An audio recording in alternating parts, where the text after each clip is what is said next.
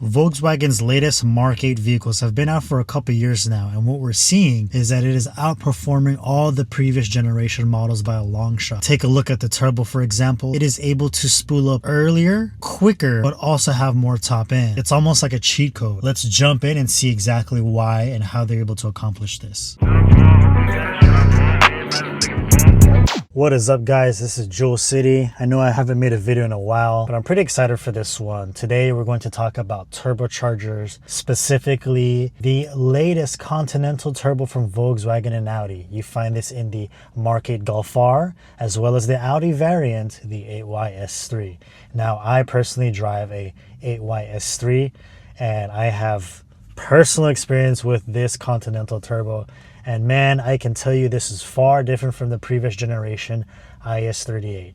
I keep getting DMs from you guys, and some of you think that the new generation cars are still running off of an IS38 turbo. No, it's not. I'm telling you right now, this is completely different.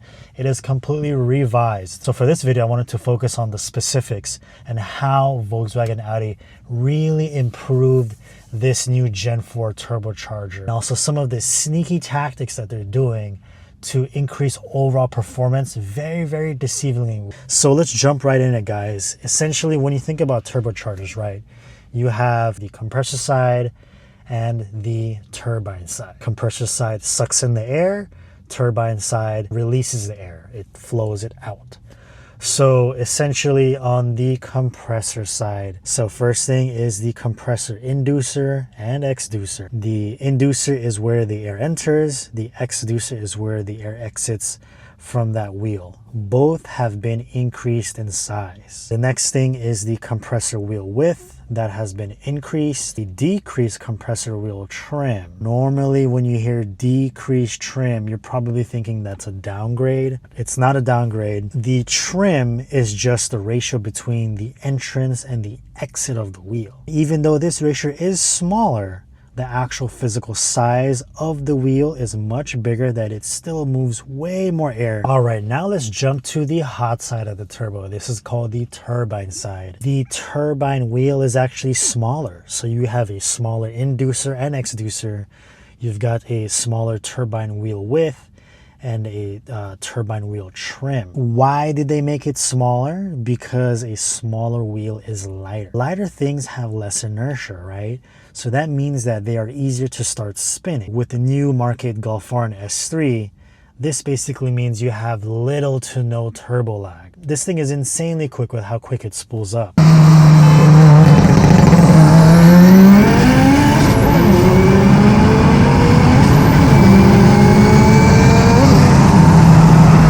Driving the car again, once you add that flash tune and everything, man, this thing, it just picks up and it goes, right? So smaller wheel, less inertia, quicker spool, faster response times, right? But you would think, well, you have a smaller wheel, you're not going to be able to flow as well. Now they have this new thing called RAAX technology. Now this is like the secret sauce of this Continental turbo, because in older turbochargers like the IHI from the Mark 7 Golf R and GTI, the exhaust gas hits the turbine wheel at a very sharp angle. It's almost like a 90-degree angle, which is very awkward for flow. With the RAAX, it lets the air enter at a smoother, more diagonal angle. So you have much more efficient flow, and you put less stress on that turbine wheel. So essentially that means that you're able to push a little bit more airflow without stressing it as hard. Now moving over to the third category. This is more related to the housing of the turbo as well as the monitoring of it. Kind of going down the list here. The area radius, that turbine housing, think of the turbine housing kind of like nozzle in a hose. A higher area radius means that the tunnel for that exhaust air is designed to flow a massive volume without getting choked out at higher RPMs. So they basically made that just slightly larger. So you're able to flow better at higher RPMs, right? You get the fast spool of the smaller turbo with that smaller wheel, but then you get the top end of a bigger turbo. You get the best of both. The next thing is there's smoother internals. They definitely cleaned up like some of like the plumbing inside. Instead of the air hitting through rough edges or sharp turns inside the metal housing, it just flows much more smooth, and it has more optimized pathways. The result would be less turbulence, which basically means cooler air, which means more efficient boost. Now the last thing on here is the turbo speed sensor. Now this one's really cool. This is a pretty huge deal. Older turbochargers, you would have to guess how fast that turbo was spinning using a computer model.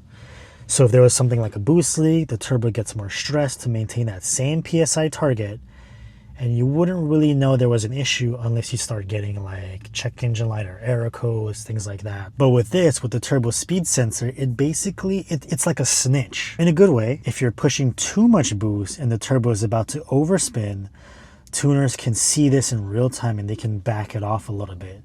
So some tuners, they can also place like an added safety routine to prevent the turbo from overspeeding. It's just a massive insurance policy for your engine. You're able to have much more control, but with that you're also able to push the turbo to its limits much more efficiently and safely. So you're able to max this thing out with no guessing games, and it flows better. Two big crucial things that helps the performance output of these cars, especially when tuned. Previous gen, you can see where the diverter valve shares some space there with the compressor housing, while on the new Continental turbos they moved it. It's now external. It is just underneath your intake manifold, so that allows for this entire space just to be focused on that compressor housing, inlet portion, whatever you want to call it. So summarizing these two different turbocharger guys, let's go down the list here. The compressor wheel, the new Continental turbo, you have larger and more blades. The turbine wheel, it is smaller, but you have the RAAX technology to combat that and offset that smaller wheel. Versus the previous model, it was more larger and more traditional design. The response time, the new turbocharger is faster and lower inertia, while the previous model was just like a standard spool up. And I remember that. I used to have a IS38 GTI. The next thing here is the monitoring, right? You have a integrated speed sensor, which is crucial, guys. And the last thing is the flow capacity. It is significantly increased versus the previous IHI IS38. So all these different categories here is the reason why you're able to outperform the previous Gen 3 cars, stock for stock, right? And also tuned with just some light bolt-ons. That's part of the reason why we're able to push these turbos much more. Like I said, they really improved the new turbocharger, man. I love this thing. It is insane how much performance you get out the box with these cars. This is pretty cool. If you guys found this video helpful or interesting, and if you want to see more like this, make sure to give the video a like. It helps the channel grow. And let me know what you guys think. Did you guys already know this stuff about the new Continental turbocharger, or did you learn something new today? Did I miss anything? Please drop it down in the comments below, and hope to catch you on the next one. Peace.